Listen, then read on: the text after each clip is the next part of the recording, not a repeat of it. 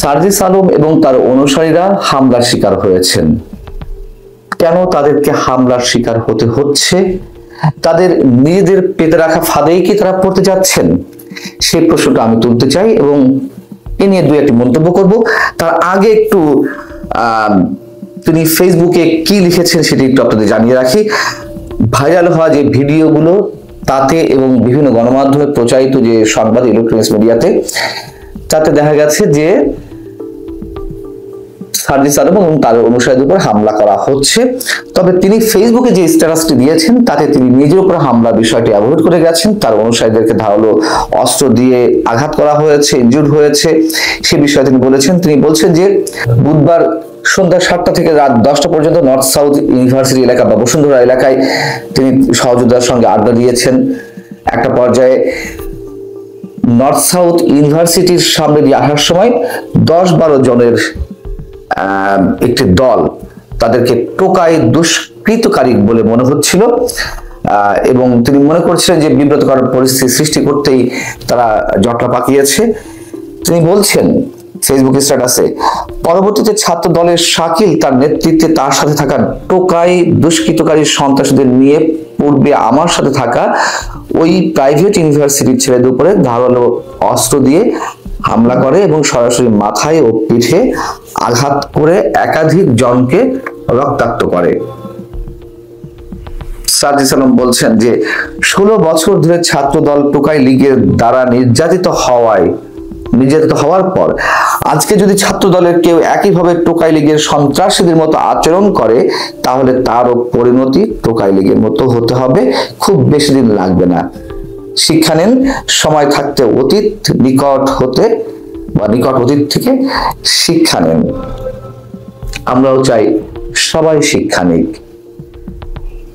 শিক্ষা সবারই নেওয়া উচিত। আর এই যে হামলার শিকার হলেন, এর আগেও তো হাসনাত আব্দুল্লাহ হামলার শিকার হয়েছেন ঢাকা বিশ্ববিদ্যালয় এলাকায়, যে 7 কলেজের আন্দোলন শিক্ষার্থীদের ঢাকা বিশ্ববিদ্যালয় এলাকায় গেছেন তারা তাদের দাবি জানাতে, সেখানে হাসনাত আব্দুল্লাহ এসে নাক গলালেন এবং তিনি হামলার শিকার হলেন। সার্জিস উপর যে হামলাটি করা হয়েছে আমরা তার তীব্র নিন্দা জানাই অবশ্যই, কিন্তু যে প্রশ্নটি তুলছিলাম যে তারা তাদের নিজেদের পেতে রাখা ফাঁদে পা দিচ্ছে কিনা। এখন তো যেখানে সেখানে মবের সৃষ্টি হচ্ছে, মব ক্রিয়েট করে গণপিটুনি থেকে শুরু করে উদ্দেশ্যমূলক ভাবে যখন যেমন ইচ্ছে সবকিছুর উপর হামলা করা হচ্ছে, হামলার নির্দেশ দেওয়া হচ্ছে। এই ধরনের মবের সঙ্গে সার্জিস আলম কিংবা হাসনাত আব্দুল্লাহদের কি সরাসরি সম্পর্ক নেই যদি সে প্রশ্ন তুলি? এবং বুধবার রাতে নর্থ সাউথ ইউনিভার্সিটির সামনে যে ঘটনাটি ঘটলো, আমরা বলবো, যদি বলি যে এটি এই পরিস্থিতির জন্য সার্জিস হাসনাতরাই দায়ী কিনা। ছাত্রলীগের কথা বলা হচ্ছে, ছাত্রলীগের হেলমেট বাহিনী সম্পর্কে আমরা জানি, কিন্তু তার চেয়েও ভয়ঙ্কর যে বাহিনী এসেছে বুলডোজার বাহিনী। সেই বুলডোজার বাহিনী যখন সারা দেশের বিভিন্ন ঐতিহাসিক স্থাপনা, বঙ্গবন্ধুর বাড়ি থেকে শুরু করে অনেক কিছু পুড়িয়ে দেয়, সেগুলোর সঙ্গে সার্জিস, হাসনাত আব্দুল্লাহ কিংবা এখনো যে উপদেষ্টা পরিষদে রয়েছেন যিনি আসিফ মাহমুদ, তাদের কি সরাসরি সম্পৃক্ততা নেই? 32 নম্বরের বুলডোজার দিয়ে সবকিছু গুড়িয়ে দেওয়ার দিনে হাসনাত আব্দুল্লাহ বলেননি তার ফেসবুকে স্ট্যাটাসে ফ্যাসিবাদের তীর্থভূমি আজ গুড়িয়ে দেওয়া হবে? আসিফ মাহমুদ তার ফেসবুক স্ট্যাটাসে বলেননি যে উৎসব হোক? কোন বিষয়কে ইঙ্গিত করে তিনি এই মন্তব্য করেছেন তা তো আমরা সবাই জানি। জাতীয় পার্টি কার্যালয়ে জ্বালিয়ে দেওয়া হলো, ভাঙচুর করা হলো। সেদিন সন্ধ্যায় এই ঘটনা আগে হাসনাত আব্দুল্লাহ, সার্জিস আলম ফেসবুকে স্ট্যাটাস দিয়ে কি বলেছে আমরা জানি না। তারা মবের ক্রিয়েট করেছে এবং যেসব জায়গায় মব ক্রিয়েট করা হচ্ছে তার বিরুদ্ধে কোনো ব্যবস্থা আছে? দেশের আইনের শাসন কি আছে? 16 বছরে আওয়ামী লীগ যা না করেনি তার চেয়ে বেশি চলছে কি অনেকে বলছেন। কেন বলছেন? শুধু অভিযোগের সুরেই তারা অভিযোগ তুলছে, যারা অভিযোগগুলো তুলছেন তারা সবাই কি আওয়ামী লীগের সমর্থক? এবং এর মধ্য দিয়ে কারা সাফারিংস এর শিকার হচ্ছেন, কারা এক ধরনের আতঙ্কের মধ্যে পড়ে গেছে, নতুন এক আতঙ্কের নাম মব। সেই মবের বিরুদ্ধে কোনো ধরনের কোনো ব্যবস্থা নেওয়া হয়েছে, বরঞ্চ আমরা সবকিছুকে আড়াল করতে দেখছি।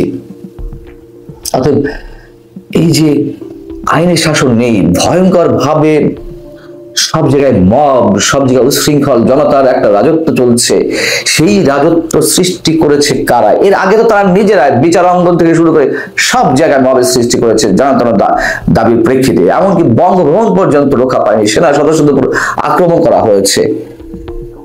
সেনা সদস্যদের উপর হয়তো নিশ্চয় অন্য জায়গায় তারা আক্রমণের শিকার হয়েছে। যাই হোক, এখন বিষয় হচ্ছে যে আরেকটি বিষয় বলতে চাই, এই যে সার্জিস আলম তিনি যে বললেন যে 16 বছর ধরে ছাত্রদল টুকাই লীগের দ্বারা নির্যাতিত হওয়ার পর আজকে যদি তারা একই ধরনের আচরণ করে, বিষয় হচ্ছে টুকাই লীগ কেন বলতে হবে?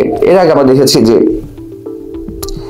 এই সার্জিস আলম হাসান আব্দুল্লাহকে উদ্দেশ্য করে জাহাঙ্গীর কবির নামক আওয়ামী লীগের প্রেসিডিয়াম মেম্বার তিনি বলেছিলেন যে 5 আগস্ট যে আন্দোলন বা তার আগে যে কোটা বিরোধী আন্দোলন, এগুলো ছিল কিশোর গ্যাং সদস্যদের তারা সংগঠিত একটা কথিত আন্দোলন, অথবা তারা অস্ত্রতা সৃষ্টি করতে চেয়েছিল, তাদেরকে টোকাই বলেও উল্লেখ করা হয়েছে, অনেকে এখনো করছেন।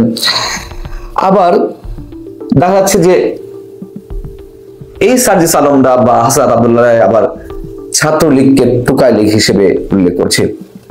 সবচেয়ে বড় কথা হচ্ছে এই যে টোকাই লীগ বা টোকাই কিশোর গ্যাং ইত্যাদি ইত্যাদি বলে সমাজে একটি বিশেষ শ্রেণীকে যে অপদস্থ করা হচ্ছে, তাদেরকে যেভাবে তুচ্ছ তাচ্ছিল্য করা হচ্ছে।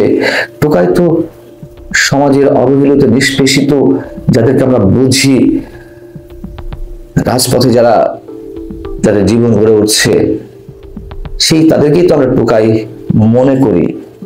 টোকাই শব্দটা তো একটা প্রতীকী শব্দ, সমাজের এলিট ক্লাসের প্রতি প্রচন্ড ভাবে এক ধরনের কটাক্ষ থেকে এই টোকাই শব্দের উৎপত্তি। এবং এই টোকাই শব্দটি যিনি উল্লেখ করেছিলেন প্রথম প্রখ্যাত কার্টুনিস্ট রণবীর, তাকেও এই সরকারের সময় ঢাকা বিশ্ববিদ্যালয়ের এলাকায় গিয়ে অবাঞ্ছিত হতে হয়। তাকে সেই অনুষ্ঠান থেকে বলা হয় যে আপনি চলে যান। বোঝা তো যাচ্ছে যে কোথায় গিয়ে পৌঁছেছি আমরা। এখন টোকাই আসলে কারা? সার্জিস আলম হাসান আব্দুল্লাহ এখন যা করছে এবং যে ঘটনা, মানে কয়েকটি ঘটনা তারা হামলার শিকার হলেন, এই প্রশ্নটাই আবারও করতে চাই যে এটি তাদেরই পেতে রাখা ফাঁদ কিনা, সেই ফাঁদে তাদেরকেই আটকাতে হচ্ছে কিনা। আমরা যদিও চাই না এরকম আর কিছু ঘটুক, কিন্তু ঘটছে তো, এবং আশঙ্কা পরবর্তীতে আরো ভয়ঙ্কর ভাবেই ঘটবে, এটি আমাদের আশঙ্কা।